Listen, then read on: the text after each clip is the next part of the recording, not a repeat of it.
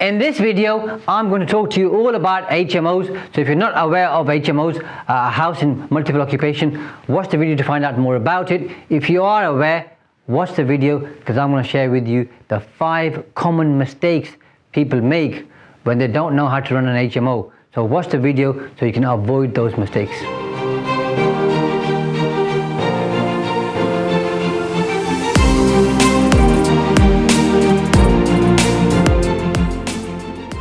If you're already in property or you've researched and considered property for a while, you'll be well aware that there is a strategy called HMOs, which is a house in multiple occupation, and there are potential of an HMO to deliver what may on the periphery be seen as a good return on investment. But with most things in life, nothing's ever plain sailing, and you need to be fully aware of what you're getting into when you look after or own an HMO, including being aware of any potential planning issues, licensing issues, and everything that's involved in managing an HMO. And generally speaking, HMOs in certain areas don't work too well, and neighbours and other residents sometimes don't like HMOs because there's different people living in those HMOs. They never get to know the neighbours, and sometimes if they're larger HMOs, they can cause issues with antisocial behaviour and other things. That's not always the case, by the way, but it can be sometimes. So what are the kind of common areas that people overlook when they buy and own an HMO? The first one is they don't understand the risks involved with the property rental market as a whole, because they might be new to property and they think HMO is the best way forward because it's a good cash flow strategy, which it is if done properly. Now, there's always risks when you're investing in property, and HMOs are exactly the same, they're no different. But when you have an HMO, unless it's already fully done up, you're going to have to spend money on renovating it, getting it ready, making sure you do work to a particular standard, and making sure you meet all the different regulations. And that's extremely important. So you need to make sure you understand those rules and regulations, but at the same time also have a builder or somebody else who can create those rooms for you so that you meet the regulations, because most councils don't look favourably if you set up HMOs which aren't done up to a very good standard. So that's incredibly important, and that's one of the first things you should educate yourself on if you're looking to have an HMO. Now also, when you are running an HMO, a risk is that multiple rooms become empty at any one point, so that's going to reduce the cash coming in, therefore less cash flow for you, and if your costs are high, you may have a problem. So make sure you are fully aware of cash flow voids and you've planned for them.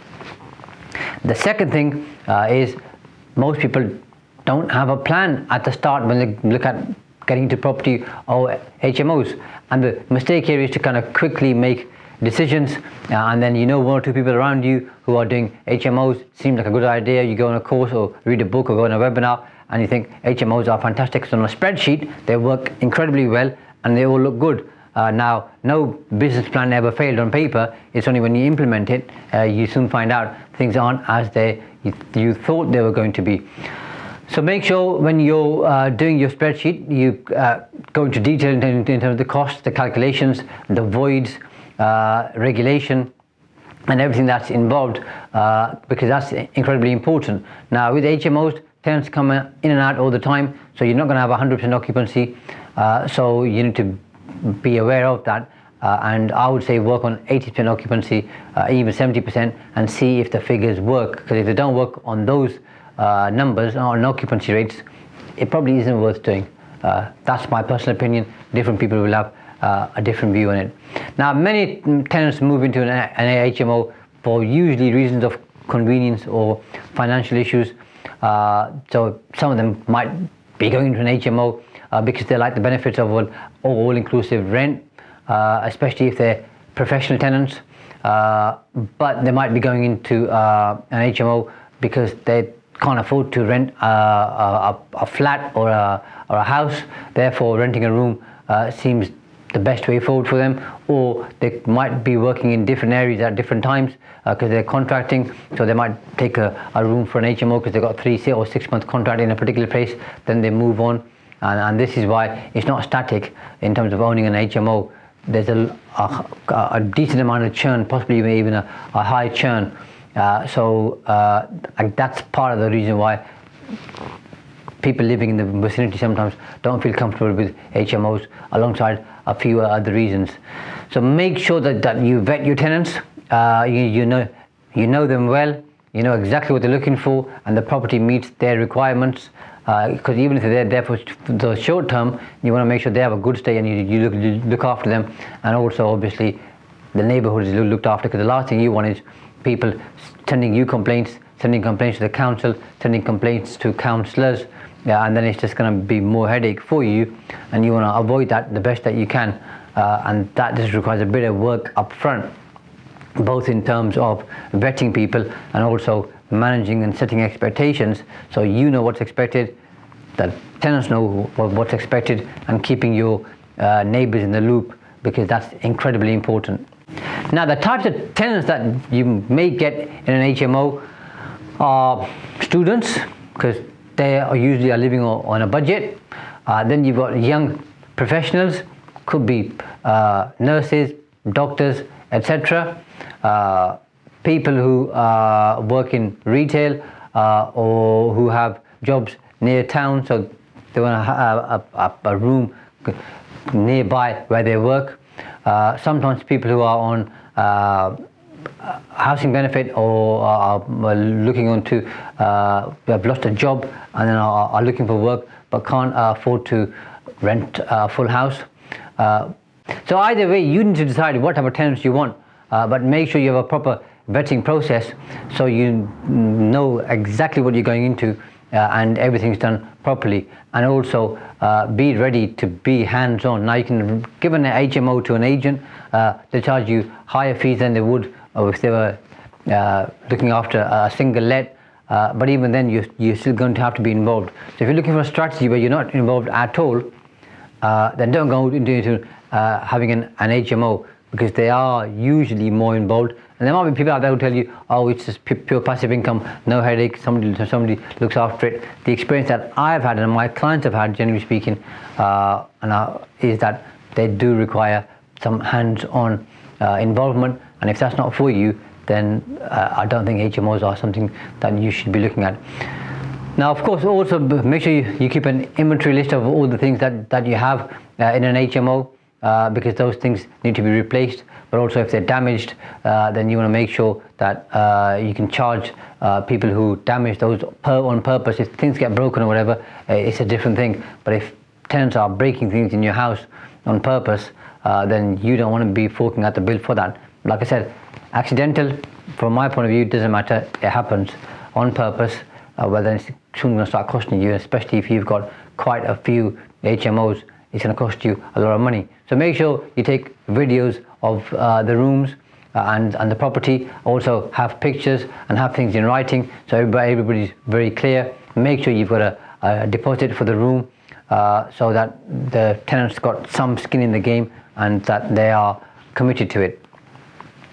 The third mistake is sometimes not fully understanding the competition in a particular area. Now, whatever business you're in, by the way, it's important to understand the local market and to understand what's being offered in terms of room rates, quality of rooms, size of rooms, because if you end up getting an HMO and yours is smaller than everybody else's, you don't have all the facilities that everybody else has, but why would anybody want to use you?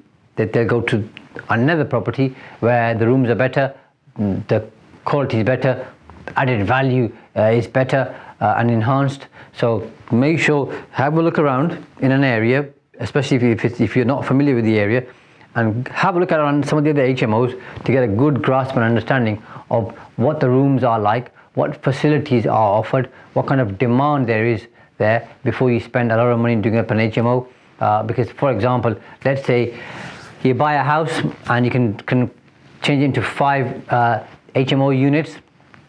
It can cost you anywhere, again, it depends on the amount of work required, but anywhere from say 20,000 to 40,000 per unit to get it up and going. And if you got 4 or 5, that's the best part of 150 to 200 grand. Again, depends on the condition of the property. You could maybe get away with 10 or 20,000 pounds. It just depends how big the rooms are and how much work is required. But whether it's 20,000 pounds or 150,000 pounds, you don't want to be spending money on something where there's no demand, or doing it to the wrong specification, and then soon finding out that your property doesn't meet the needs of the local people, or there are other properties which are better, and you've just spent a lot of money doing something up which just isn't fit for purpose.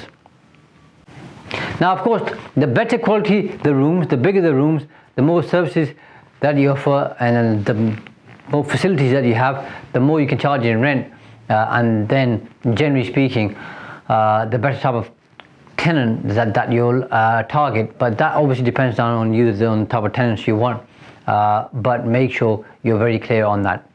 And it's also important to make sure that your property stands out, it's better than the others, or different, so that people are interested in it.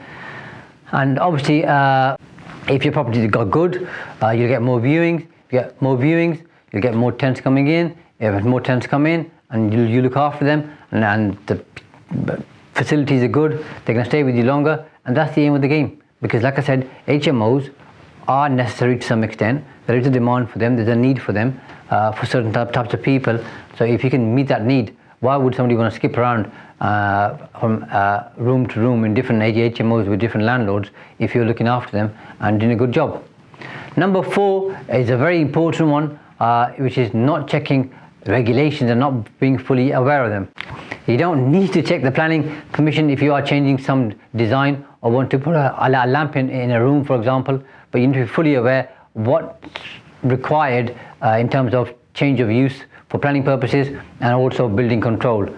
So if you don't understand that, speak to an architect, speak to a planning consultant, they can help you with that. However, if you are looking to do substantial work to a property, then make sure you check that with somebody before doing the work, because if you breach planning rules or building control rules, you're going to have problems. For example, if you're removing or replacing a fence, it may seem like a great idea until you realize that the house next door has, for example, listed status, which might cause you problem. And that's going to create unnecessary risk for you. You might think you can split the rooms, but you haven't thought about the fire regulations and you haven't got fire doors. Again, can cause problems. So you need to make sure you do your due diligence, understand fully what's required, and also in terms of amenity standards, common areas, communal areas, the minimum size requirements for an HMO. Are they self-contained? Are they not? So all of those things you need to be aware of. And again, councils have an HMO officer. Speak to them. They're usually, in my experience, very good, very helpful, and they will assist and support you the best they can. Now, there's over 170 pieces of regulation and legislation when it comes to managing and including HMOs. So it's comprehensive, it's long, it's detailed. Now, you might not know every single one. You might not be interested in understanding every single one. You might want to rent out your property to an agent, but having some kind of understanding of some of these things is important. And of course, the more aware you become and the more involved you become, the more that you'll learn. But ignorance isn't bliss, so you need to have some responsibility of understanding planning, regulation, money management, the legalities, planning, etc., fire regulations, because if you're not compliant, you will fall into a lot of trouble, and then you'll wish that you'd never ever gone into an HMO. So go into it with your eyes open. Now, if you're not sure what you should be doing, and that's fine, by the way, because we all learn something new all the time. In the first place, like I said, is to speak to your local council and the housing standards team. Incredibly important. They want you to do the right thing. They want to support you. They don't want to be coming out and dealing with complaints. They don't want to be coming down hard on people. What they do want is people to make sure that they follow health and safety, the rules, the regulations, and their job is to support you, and they will do that. Because from my experience, whenever I've spoken to different officers and councils, they've all been extremely and incredibly helpful. Now, before you buy a property, go to an HMO, make sure you're aware of any planning consent that may be required. Because if there's an Article 4 direction, then that means you need planning permission to change a property from, say, a C3 class, which is a single household dwelling, to a C4 class. And that is mandatory when there's Article 4 in place. So don't just buy a property thinking you can do an HMO and then converting it without checking, and later on you find out you've fallen foul of the rules, and then the council come in, you're in big trouble. Then you have to apply for a retrospective planning application. Officers and planning committees don't look at that in good light, and that's going to make it even harder for you. There's no guarantee, and if planning doesn't go through, you then have to go and undo all the work. So you've spent money on doing it, then undoing it, it's going to be a very, very costly exercise. So if you're new, make sure you work with somebody like an HMO landlord or other experts who can help and guide you on these things, so you know exactly what to do and you minimize the number of mistakes. Number 5 is not speaking to and working with the right type of experts. Now, looking to get into an HMO without speaking to experts who know the market, who know how to create HMOs, how to develop them, who have the experience and the expertise to do this, I think would be short-sighted of somebody who doesn't have the experience. Because like I said, there's a lot of regulation around HMOs. You're not going to fully understand all of it. Even if you've been had HMOs for 5 or 10 years, you're never going to know everything. So work with experts who can help and assist you with everything from repairing properties to looking at planning, fire regulations, health and safety, electrics, plumbing, the whole lot. Also in terms of obviously managing an HMO, how to vet tenants, and how to make sure that you keep everything in tip-top shape. Generally speaking, the pattern that I've seen is that well-run and well-maintained HMOs have a good team of people who look after those HMOs. So it's not just one person usually. Now, if you've got nothing else to do and you've lost your job, or you've gone to property full-time and you want to become hands-on, fine. But most people who scale up HMO businesses have a team of people, whether it's looking at the regulation, whether it's a handy person who goes in to fix the properties, or any legal requirements, financial requirements. They have a team of people who help and assist them. And HMOs are a good strategy for scaling up. They create fantastic cash flow, but doing it on your own isn't going to be easy. And if you are doing it on your own, maybe you can do 1, 2 or 3, but as you get bigger, you'll need a good team of people around you. And if you're serious about scaling up, I'd say start with your power team and the key critical people with you from day one, so they can help you grow and develop alongside obviously supporting you to achieve your goals. Now, there's lots of experts out there, especially those who manage your HMOs for you. So maybe self-managing might not be a good thing to do at the start, and just outsourcing everything and learning the ropes and learning the trade, and then later on maybe looking after the property yourself might be a better way of doing things. And I would strongly suggest that, because I think your time's important. You can focus on, if you're looking to build a strategy, finding more HMOs, doing deals, as opposed to managing tenants. I mean, if you enjoy that, or if that's your expertise, by all means do it. But in terms of when it comes to advertising, looking for tenants, maintaining the properties, making sure that everything's effective, and making sure everything's effective and efficient, and also you're compliant. I personally outsource all of those things, because I know what I'm good at, and I do what I'm good at, and let everybody else do what they're good at, and that seems to work incredibly well.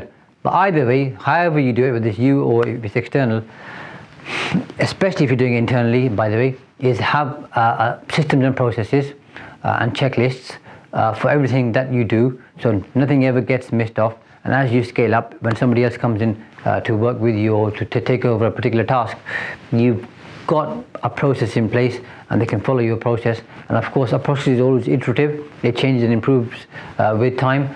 So as you become more experienced, you'll have pretty much a decent process that you want to make sure you follow all the time. And then after a while, it kind of becomes a cookie cutter process. So you know exactly what you're doing. You've done a number of these, and you can just hit, hands on deck and crack on. And to add, if you're going to use an agent, make sure you use an agent who has experience of doing HMOs and ideally they only do HMOs because they'll have a team of people, or if they're doing it themselves, they're looking after a few HMOs, they know what's required. Make sure the type of tenant that you're targeting are the type of tenants that your agent is used to looking after. So different agents look after different types of tenants and different demographic.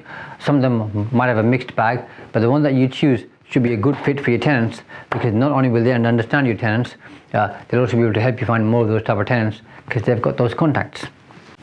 And if you don't have a power team, speak to your agent, letting agent. They can introduce you to people who specialize in doing certain things for HMOs, so you build on their expertise. Or if you have a mentor, speak to them. If you don't know where to start, if you're on Facebook, go into some of the Facebook groups, and people will be able to help and guide and support you in terms of what you need to know. So that's part 1 of a 2-part video on HMOs. In the next video, I'll cover 5 additional things that you ought to know. In this video, any questions in the comments below, click subscribe so you get all the fresh and new content. And if you have any questions, post them and I'll happily answer them. And if you like the video, click like. If you don't like it, let me know in the comments box why you don't like it, and I'll change them going forward.